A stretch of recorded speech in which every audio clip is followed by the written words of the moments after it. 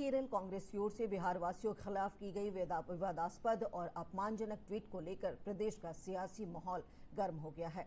एक और जहां एनडीए ने इसे बिहार की जनता का अपमान बताया है, वहीं राजद नेता तेजस्वी यादव ने कहा है कि अगर किसी बात से बिहार का अपमान होता है तो संबंधित लोगों और दल को इसके लिए माफी मांगनी चाहिए। पेश एक रिपोर्ट।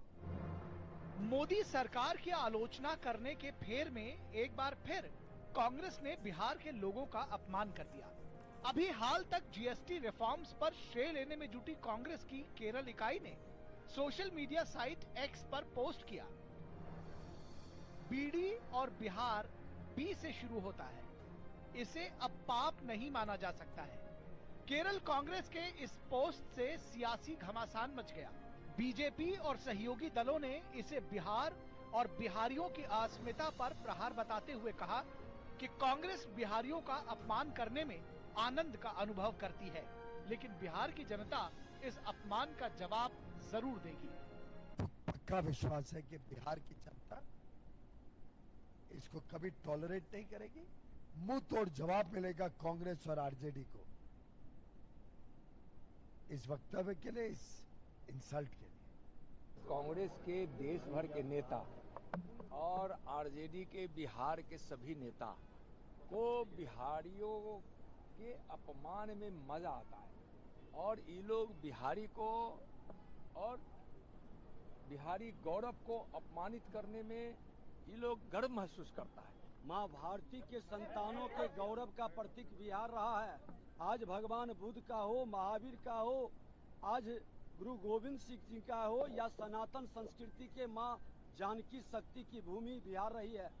नालंदा से लेके विक्रमशिला बिहार रहा और उन बिहारियों पर प्रश्न उठा के वो देश पर प्रश्न उठा रहा है और देश पर प्रश्न उठाने वाला देश का गद्दार होता है।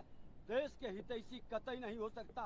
बीड़ी से अगर आप बिहारियों की तुलना कर रहे हैं, मतलब इससे ज्यादा अपमान बिहारियों का और ये कर नहीं सकते।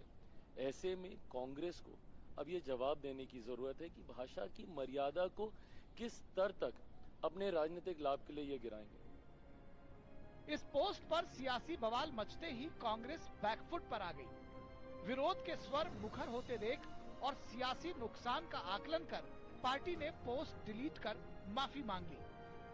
पीएम की मां को अपशब्द और फिर अब बिहार वासियों का अपमान। मौके की नजाकत को भांपते हुए कांग्रेस के सहयोगी तेजस्वी यादव ने भी इस मामले पर कांग्रेस से माफी की मांग कर दी।